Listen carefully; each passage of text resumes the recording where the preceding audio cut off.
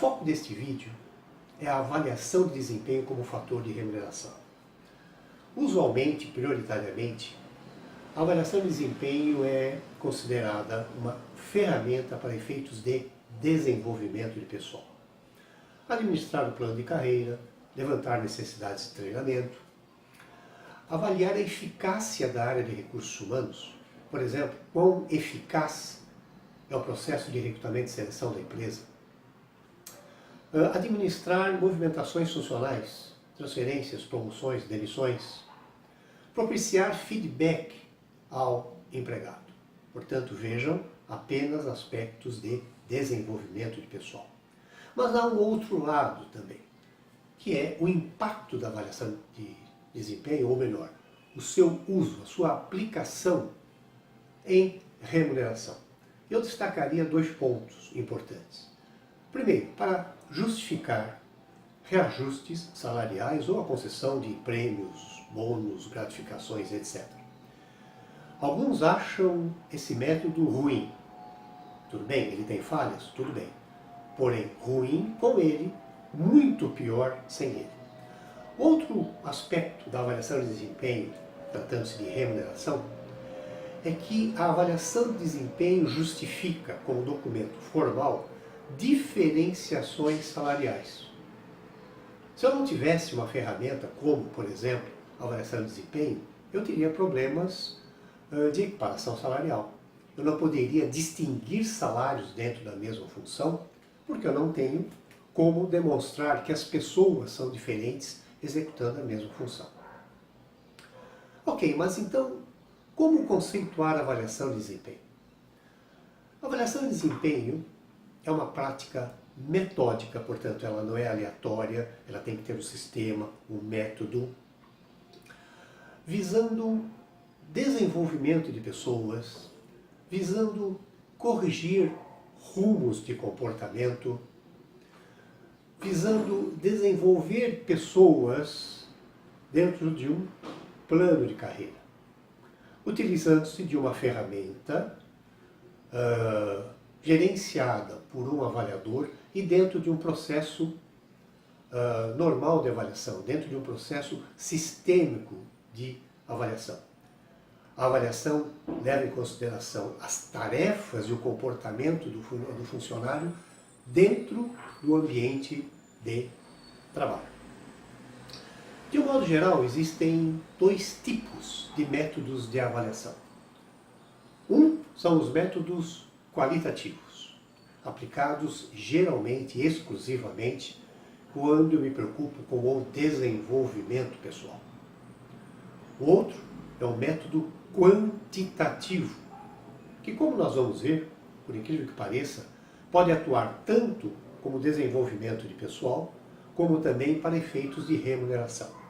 A diferença entre esses dois métodos é que os métodos quantitativos, eles não são quantificáveis, eu não consigo valorizar o desempenho, eu não consigo fazer um ranking para efeitos de premiação ou compensação salarial. Ele visa, método qualitativo, avaliar, desenvolver, corrigir comportamentos do empregado. Ele não se aplica para efeitos de remuneração. O método quantitativo, pelo menos aquele que nós vamos ver aqui, ele pode ser utilizado tanto para efeitos de desenvolvimento pessoal, como para efeitos de remuneração. Perfeito? Ok. De um modo geral, nós temos vários métodos qualitativos, mais simples, mais complexos. Existem os métodos de escala gráfica. São absurdamente simples. Compete ao avaliador simplesmente posicionar o avaliado dentro de uma variação comportamento insatisfatório, comportamento satisfatório. E só. Ele vai evoluindo numa reta de baixo para cima e posiciona ali o seu empregado. Portanto, ele não diz mais nada em termos de correção ou em termos de desenvolvimento, muito menos em termos de reajuste salarial. O segundo método é o método da escolha forçada. Portanto, eu tenho blocos com 4 questões ou 4 frases, e o avaliador deve distinguir 2 aonde o empregado realmente se destaca, e outras duas aonde ele não se destaca. Novamente, você avalia o comportamento, mas sem aplicações em termos de desenvolvimento.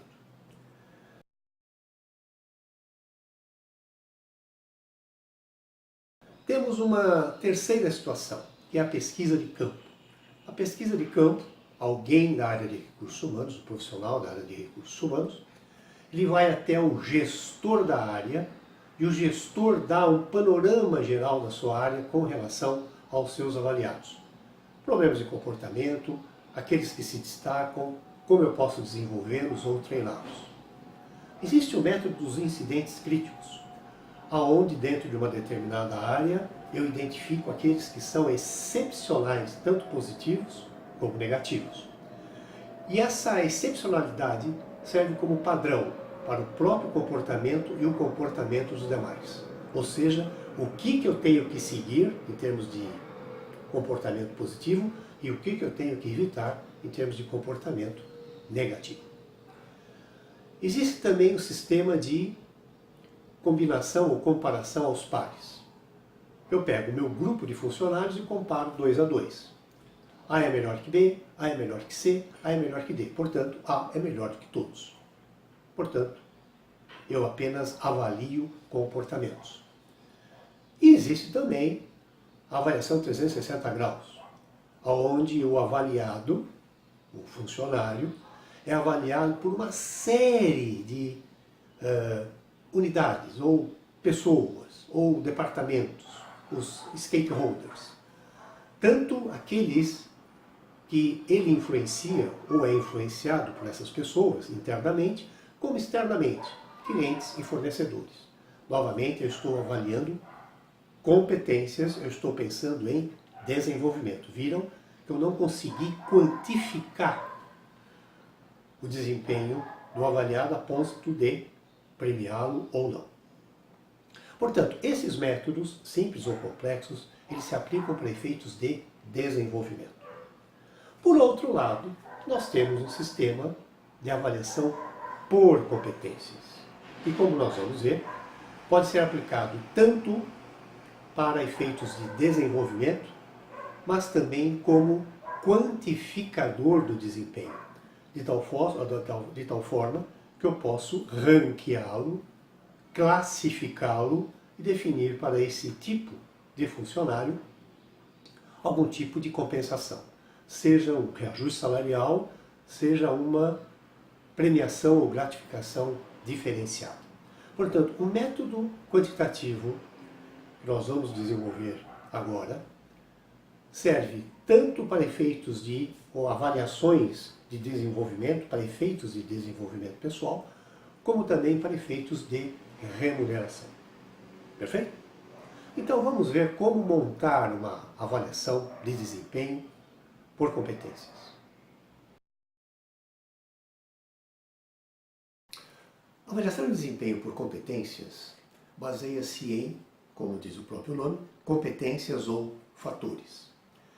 Geralmente, quando eu desenvolvo esse trabalho, eu listo cerca de 30 ou 40 competências aplicáveis aos cargos daquela determinada empresa.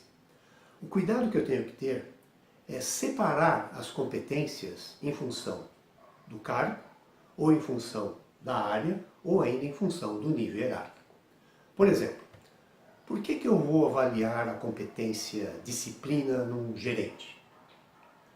Por que eu vou avaliar a competência liderança ou comunicação para um operador de máquina? Não faz sentido.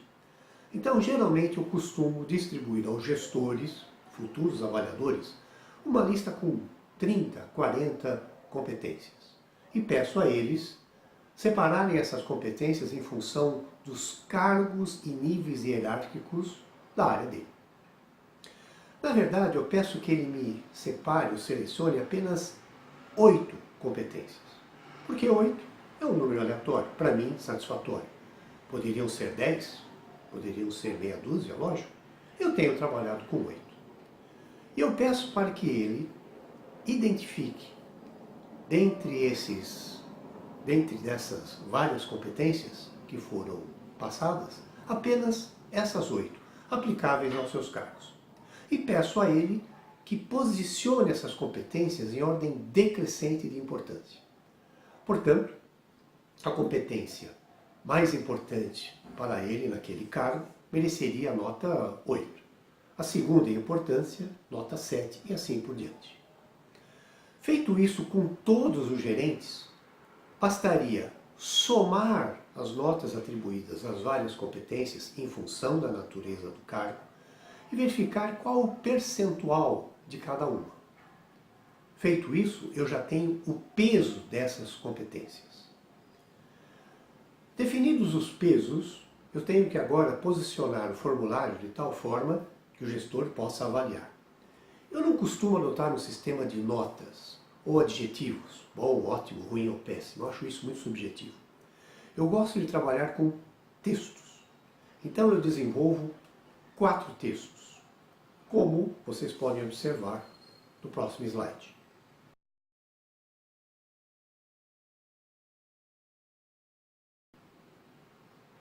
Percebam que esses 4 textos definem um padrão de desempenho. Não tem uma numeração, não tem nenhum adjetivo. Ele tem que ler o texto e ver qual que melhor se aplica para aquela definida competência. Percebam que o número de graus é par, nesse caso 4. Eu não tenho um grau ou uma quantidade de graus ímpar exatamente para evitar a coluna do meio, o famoso em cima do muro. Portanto, o avaliador é forçado a definir uma posição. Ou o seu avaliado, de acordo com o texto, é considerado péssimo, ruim, bom ou ótimo. Não há médio. Definida essa escolha, portanto, 1, 2, 3 ou 4, de acordo com o texto, esse número é multiplicado pelo peso dessa competência. Fazendo-se isso para as 8 competências, eu vou ter a pontuação final dessa pessoa, do desempenho dessa pessoa. E aí eu posso ranqueá-lo em comparação com os demais ou classificá-lo. Percebam que até agora, essa ferramenta foi apenas para efeitos de remuneração. Ela está quantificada para possibilitar isso. Mas, na verdade, o meu formulário tem mais 2 páginas. Numa, onde eu peço para o avaliador justificar as avaliações que fez. E também já definir um escopo de treinamento necessário para aquelas falhas, ou como que poderemos aprimorar as suas boas qualidades ali apontadas. Portanto, neste caso, eu faço uma série de questões onde eu tento justificar o comportamento e já prever o desenvolvimento futuro. Existe ainda uma terceira página destinada ao avaliado, onde ele coloca os seus interesses, atualiza o seu currículo de tal forma que eu possa avaliar uma futura transferência, uma futura promoção. O que ele gosta ou não de fazer. Portanto, são 3 páginas onde eu tenho tanto a parte quantificada, como também a parte, vamos chamar assim, qualificada. Portanto, é um formulário que aplica tanto para efeitos de remuneração, como também para efeitos de desenvolvimento. Esse formulário é distribuído simultaneamente para avaliador e avaliado num determinado período de avaliação. Eu peço para que ambos preencham isoladamente e tragam esse formulário preenchido no momento da reunião, onde vamos, avaliador e avaliado, discutir as coincidências ou não. O que o avaliador fala, o que o avaliador disse, que o avaliado não concorda e vice-versa. Como que a gente pode corrigir isso? Portanto, a avaliação final nasce de um consenso entre as avaliações feitas pelo avaliador e pelo avaliado. Chegamos a esse consenso, podemos fechar a avaliação e programar um esquema de treinamento ou desenvolvimento, ou mesmo corrigir os problemas ali apontados.